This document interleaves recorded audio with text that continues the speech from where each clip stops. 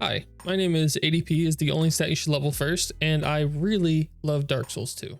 I truly love this game since I started playing Souls games all these years ago. It's a lot of the nostalgia, yes, but the game really captivated me. The lore, the progression style, the way you can literally kill enemies until they stop spawning. Realistically, that can be a downside, but there's a covenant actually that will allow them to non-stop respawn. So honestly, win-win. When I think of Dark Souls 2, I think of how much I really love the scenery or how deep the lore gets. Think of it like this. I watched Vadi video 10 years ago, and that was the peak of my Dark Souls, or rather Souls-like fanaticism, I guess. I seriously thought it was so interesting to see how Vendrick basically ignored the throne, realized he was being used by Nashandra, and she was basically like an awful being formed by the death of Manus from Dark Souls 1. The Emerald Herald was also one of my favorite companions who follows you through the entire game. And I even love the companion from Demon Souls. She's so interesting, but also she's damn pretty. Kind of just loved that the lore is used in different ways. It needs to be questioned and found out through playing. In Dark Souls 1, a lot of souls were created, and humanity was actually created by the Dark Pygmy. But another soul was held by Gwyn, who burned so bright that the flame faded just as quick as it started. Of course, this is just extended by the player in Dark Souls 1 and is what shows that we are in a loop of non-stop linking the flame. We definitely know that the real ending of Dark Souls 1 was to link the flame, as in Dark Souls 2, the Sublime Bone Dust basically says so. The cycle repeats. Once the flame is linked,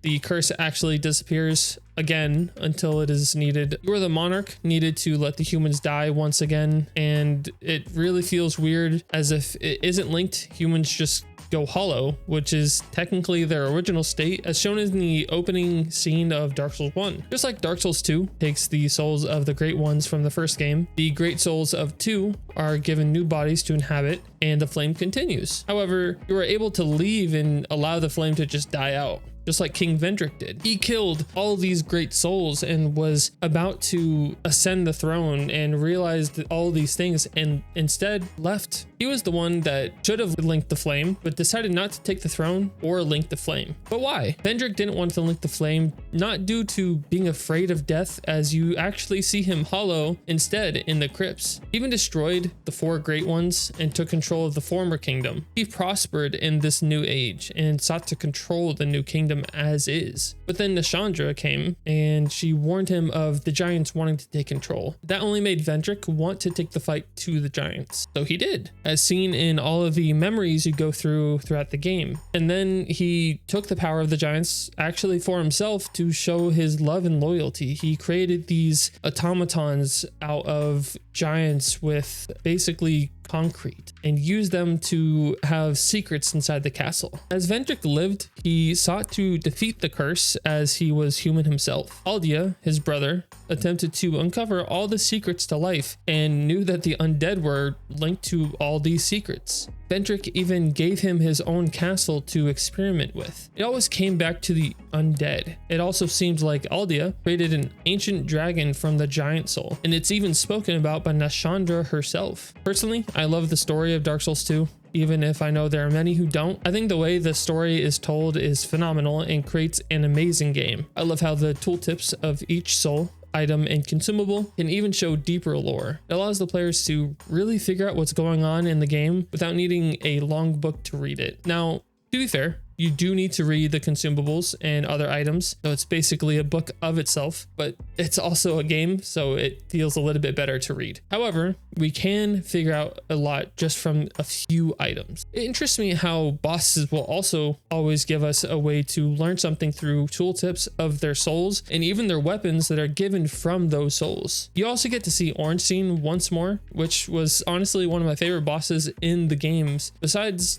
probably Sin or Fume Knight, but we always know where Fume Knight or Sin goes. Dark Souls 2 has some of my favorite NPC storylines. Finding the right NPCs to change the game story or change even how the story of their own character line goes. Like, what's interesting to me is if you kill the giants in the game and gain their souls, you're able to do more damage to Vendrick in his boss fight. I still don't know why. There are, I believe, 4 or 5 giant souls you're able to acquire, one of them being the Ancient Dragon soul, which also still right there proves it was an experiment created by Aldia. I think a lot of the individual NPCs have really great storylines to them that are often overlooked, though realistically, so did the bearer of the curse, aka the player. I wish the game fleshed out a little bit more of how over the course of the game, the player gets super strong and they end up basically immortal and immune to hollowing when wearing one of the crowns of the DLC. It's something I plan to do during one of my playthroughs currently when I put it on my clips channel. I really think that there's so much more lore to Dark Souls that never really expanded upon for the ordinary consumer. Though I do really love watching lore videos about Dark Souls. Still, I love the second game's player character and all that comes with them. There's this random human who was basically just summoned to the kingdom of Drangleic and destroys the competition in front of them and basically becomes a god. And then there's the Firekeeper. She is the Emerald Herald, and she basically is this half dragon, half human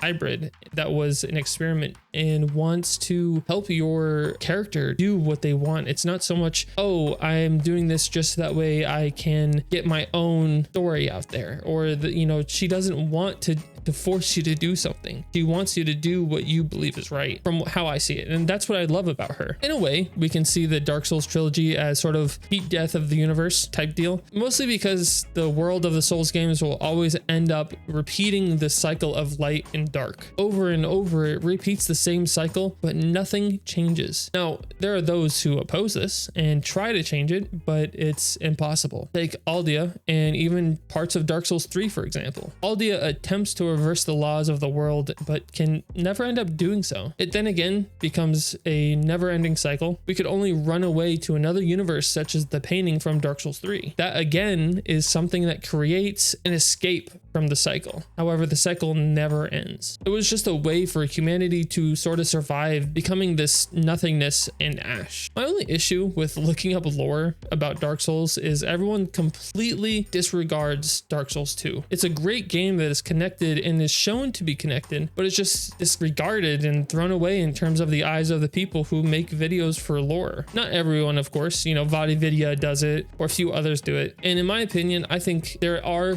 quite a lot of downsides for a lot of people that don't really like it. And yes, again, you know, nostalgic stuff, people that start with the game really love it. But even without that, if you look past the ADP, maybe a little bit of input lag, possibly, the lore and the game, the actual like gameplay parts, it is a phenomenal game. It's something I could never really get over because the lore of Dark Souls 2 is quite massive and explains a lot of things that people are able to understand about the world of Dark Souls. More than just what Dark Souls 1 and 3 give. We don't need to look at those two only of the trilogy. We should be looking at the entire trilogy at the same time. Anyways, this has been bonfires can be put into New Game Plus individually in Dark Souls 2. This is what I've been playing lately. I love Dark Souls 2. It was my first Souls game and my favorite Souls game. I also have a clips channel and an ASMR channel going. If you want to check my channel links, please like and subscribe if you enjoyed it. It really helps a lot for the channel, and I really want to